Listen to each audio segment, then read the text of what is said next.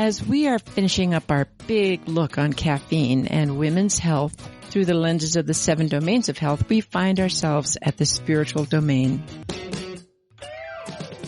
Some might say that cranking up their espresso machine in the morning, anticipating the smell of coffee, hearing the fizz of the foamy milk, enjoying the ritual of the process in the first sip, some might say that it's a religious experience.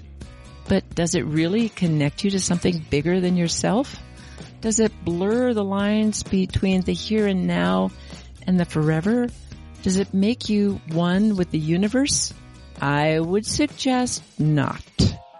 It's an intense experience that sharpens your focus and intention and expectations of alertness, but that is more in the emotional domain.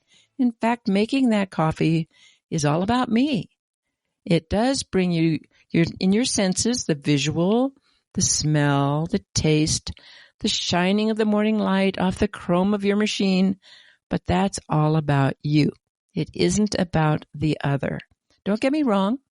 As I toddle out to the kitchen in the morning, gray before dawn, I have needs and expectations, but they aren't spiritual. I would suggest that those who drink caffeinated tea of the green or black variety also have hopes and expectations of what that cup will bring you, but it probably isn't spiritual. And those are getting their caffeine cold in energy drinks or their morning Diet Coke or you name it. I would say it's not spiritual, even though it can be rewarding. Some might say that the first sip of a great cup of coffee is a religious experience, but really that fizz and snap as you pop open your first cola of the day, for those who drink their caffeine cold, a spiritual experience? I think it's all about you, all about me, not the greater connection of the inner person to the universe, but with needs and expectations. When fluids are consumed as part of a religious experience, if they are chemicals, which they might be, they are not chemicals that soften the edges between self and the greater being.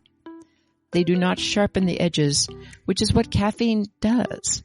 Alcohol may play a role in Christian communion ceremonies in the Catholic and the Episcopal churches to celebrate the taking of bread and wine, and the wine symbolizes the blood of Christ, but it's only a tiny sip. They don't really let you get a big chug. If a drink is consumed at a funeral, it's likely to be alcohol and rather large amounts to soften the edges. So other drinks may include hallucinogens, but caffeine really isn't part of it. But certain religions have a lot to say about caffeine. In Christianity, except for the LDS Church, which I'll talk about in a sec, Christian congregations in the U.S. often gather over coffee after services. So it's commonly a social event. It's not a spiritual event. That all happened earlier on Sunday. But people get together for coffee and they socialize and talk about kids or talk about work that the church is doing for the community. And in fact, that's usually more an organizational or social event, not a spiritual one. Now, coffee has been acceptable for Christians since Pope Clement VIII proclaimed, quote, "Why, this Satan's drink is so delicious, it would be a pity to let the infidels have exclusive use of it." Well, I hardly think the well-established practice of drinking coffee in Islamic cultures where coffee was first cultivated allows him to use the word infidel, but that was the practice of the Vatican. That was the view of the Vatican in the early 1600s. So among the Christian faiths, coffee is okay, but it's not part of the religious experience. Judaism had coffee consumption and caffeine consumption for millennia. In fact, some people believe that coffee originated in Ethiopia, and Ethiopia had a sizable Jewish population that then mostly relocated to Israel. Today in Israel, Arabica coffee which grows in Ethiopia, is consumed pretty widely. And some of the very first coffee houses in Europe were actually run by Jewish merchants who had actually translated their coffee and their coffee practice to Europe. So in the Jewish faith, there's nothing against using coffee, but it isn't part of the religious experience. In Hinduism, tea is a much bigger part of the culture.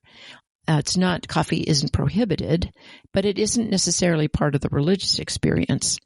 Certainly in Far Eastern cultures, whether it is Shintoism, in which tea ceremonies using green tea are part of a semi-religious experience, can be used. But there it's the formality of making the tea and serving the tea that's part of it, not the tea itself. Now, in Islam, coffee is a big to-do because Islam is the area where coffee was first cultivated and first used. And in Islamic culture, you're not allowed to drink alcohol socially. So in Islamic culture, coffee is a big part of the social issues and the social connections, but it isn't really the religious connection. In Buddhism, Buddhists are pretty careful about their approach to what they eat and how they approach enlightenment. And coffee consumption and tea consumption is certainly part of Buddhist life, but they would be very careful about any intoxicants or drugs which would alter their mind, and anything that gets between you and achieving nirvana through chemical means is not seen as a good idea. Most modern Buddhists are less strict regarding alcohol, and coffee has a mild effect on the brain, and coffee consumption among Buddhists happens, as does tea. Now, in the Church of Latter-day Saints, coffee and tea is prohibited, and it wasn't prohibited as coffee and tea. Joseph Smith, who founded the church, wanted people to abstain from hot drinks, and at that time, hot drinks were coffee and tea. So hot drinks specifically were prohibited, as is caffeine, as in alcohol, within the cultural practice of LDS faith. So Mormons don't drink coffee or tea. However, it turns out that many Mormons do drink their caffeine cold. And in 2012, the church released its official statement saying that caffeinated soda is allowed under church doctrine. So some Mormons still don't consume caffeinated drinks because they feel it's probably part of the overall perspective originally taken, but Mormons can drink soda drinks.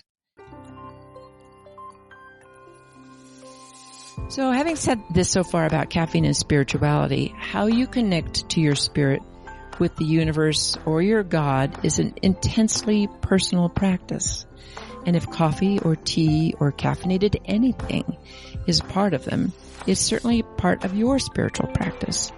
So thanks for listening for the 7 domains of caffeine, the spirituality domain.